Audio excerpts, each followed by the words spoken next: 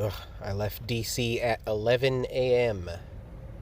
Have not got up to freeway speeds yet. Just about to our destination. This little narrow strip of land is going to take us there. Took about three and a half hours from DC. So this rather lengthy footbridge is going to take us to the original Jamestown colony. Walking down the footbridge up to historic Jamestown. Now there's actually two Jamestown sites here. There's the touristy one with a bunch of interactive stuff for kids to play with, and naturally I am going to stop there. And then there's this one, historic Jamestown, the actual site of the original fort, original town, where the English settlers landed. First English colony, not the first European one. That would be St. Augustine down in Florida, which I hope to see one day. I don't know if it's going to make it into this trip. Pretty far down there. But naturally, first stop's going to be historic Jamestown. Let's check it out. Founded May 13th, 1607. It is remarkably old. Definitely makes it one of the oldest. Like I said, St. Augustine predates it by a good bit. It was founded in 1565. And believe it or not, Santa Fe, New Mexico, founded 1607, same year as Jamestown. So clearly the Spanish got here first, but we're in Jamestown. Got the British flag flying. That is the likeness of one Pocahontas, the famous native princess. This here talking about how she was kidnapped and converted to Christianity. Certainly one way to get it done. So we're about to step foot into the original fort. It was here. They've still got walls set up around where the original walls would have been. Pretty cool. You can tell it's all just locally sourced, mismatched kind of wood. This sign here talks about how the walls you see here were built directly on top of the remains of the original walls. Archaeologists have found all manner of grave sites here within the fort. A lot of folks didn't make it through the harsh conditions and are still buried right here in front of us.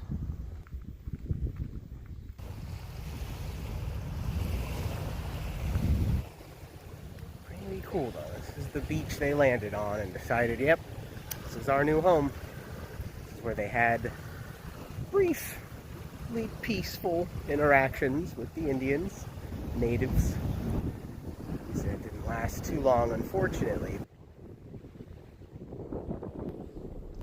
Here's one of the founding chaps right here. Likeness of John Smith, one of the founders of Jamestown. Also rose to be its first governor. This man lived a pretty interesting life. So pause here if you want to read a bit about it. But suffice it to say, the man has seen some things.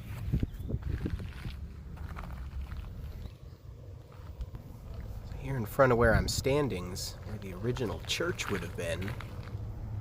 As you can see, they still got some of the remains. It's pretty cool. This is where their house of worship would have been. Got their own Washington-esque monument. Pretty similar looking to the one in DC. Just obviously not nearly as big. Alright, so we're going to walk the grounds a bit. Check out some of the original town. Still got some old brick foundations and such. Some of those old buildings.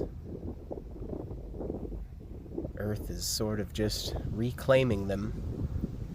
A lot of difficulties faced by these early settlers.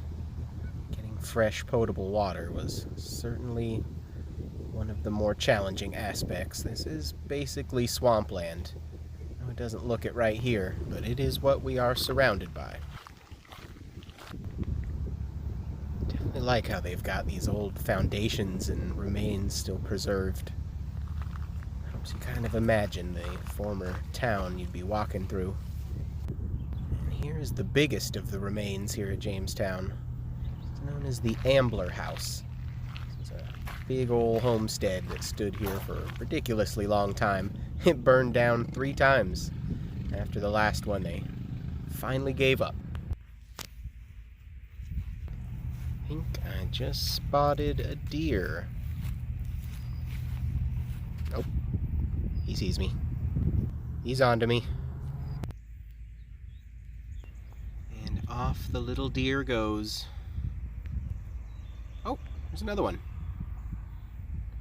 There are quite a few of them, actually. Damn, that's pretty cool. The whole little family of deer out here.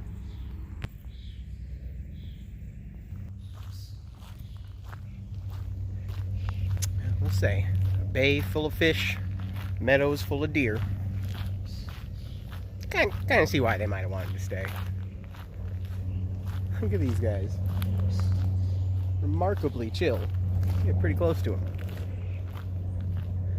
Let's not push the limits of that, though. Just gonna chill over here from a distance. Kind of check out the scene. Quite beautiful here. So much serenity, you can almost reach out and touch it.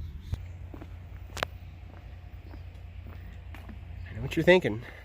This doesn't look like a place there'd be bugs. Yes, of course it does, and it certainly is. I'm not even sweating that bad yet, but good lordy, they're eating me alive. Historic? Jesus. I can't even do it. These bugs are just killing me. Jesus, it's not even that hot. Everybody's like, it's not that bad. Woo! Hell no. Hell no. I don't know if I could really... I don't want to say I'll never live here. I might. Not Virginia, but the East Coast somewhere. But woo! Oh, man, it's no joke. This humidity. It is out of control. So now we're just a few miles down the road from the original Jamestown. We're at what they call the Jamestown Settlement. Now, if you Google Jamestown, Virginia, good chance this is the first thing that comes up. This is a recreation. This is not the original site. There's a museum and some actors portraying colonials and such. And there's this nice gift shop, which has some heavenly air conditioning. So as it turns out, I'm about 30 minutes from the closure of this place for the evening. So I will not be purchasing a ticket this time, but it does seem like it's a little more of a family-friendly thing, which isn't really my thing. You gotta go through a bit of the backwoods to get in and out of here. Denser with trees. Yep. Man, what happened? It was so hot. And now, just a few minutes later.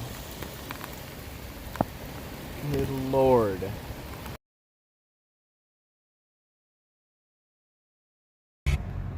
Alright, so I found somewhere to pass the night.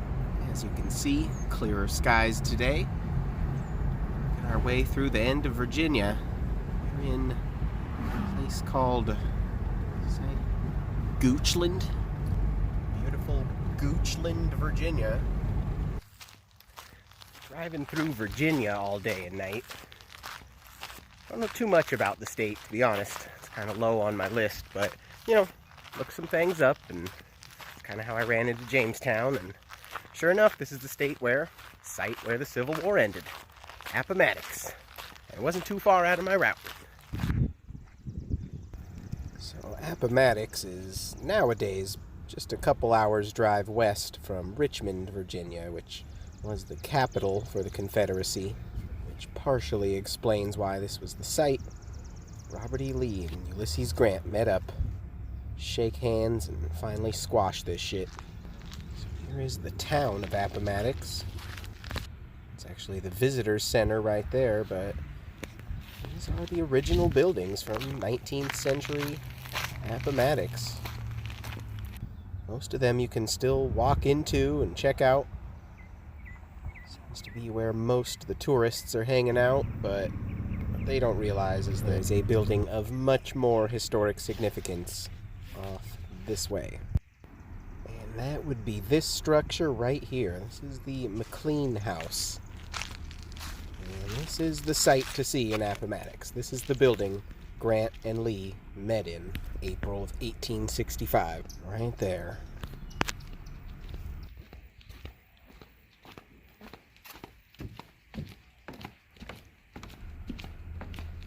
Right, in we go. Thank you.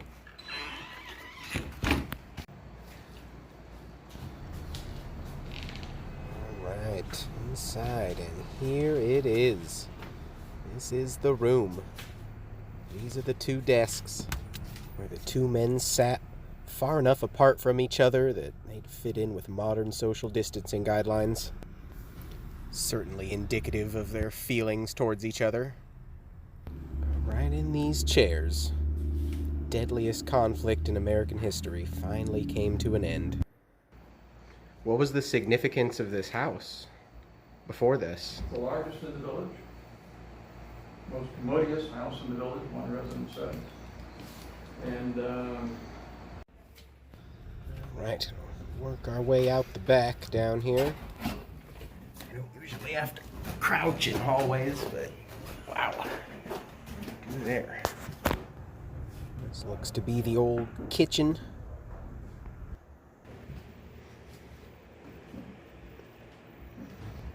And a pretty swanky dining room. I think that guy was right. This is the most commodious house. Like any nice house from 19th century Virginia, it featured slaves. And right here is actually the preserved slave quarters. They still have it. As you can see just beyond the house, right here in the backyard, this is where you would have housed the people that you owned. Let's see how they lived. Definitely doesn't hold a candle to the inside of the house. I do find myself wondering how accurate this is to the actual living conditions of the slaves. To me, this looks a bit more palatable than what you might actually have seen in the 19th century. These people fought tooth and nail to preserve their rights to own folks. Some of them are buried right here. It's actually just across the street from the entrance to the National Historic Site. As you can see, I'm the only person here. It's easy to talk shit on slavers. Kind of fun, too.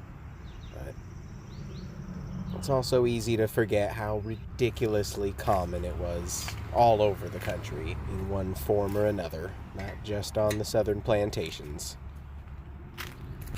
Even my own home blue state of California certainly has some blood on their hands, exploiting Chinese labor for the railroads. Don't even get me started on what we did to the Japanese in the 40s. But I certainly digress. Here's a pretty cool site. This is actually the road Ulysses Grant took in and out of town the morning he met with Robert E. Lee here. This was also Lee's proposed escape route if things went south, but once the Union forces had blocked it off, he had little choice but to surrender. It's pretty cool to picture Grant riding down this road on his horse, meeting with Lee, getting shit done, and then riding on out of town off to spread the good word. This also marks the site of several battles in the last couple of days right before Grant and Lee had met. Just a bloody few days. This plaque here commemorating the surrender of 9,000 men. Lee's. Pretty cool place. Appomattox, Virginia. Check it out if you're ever near here.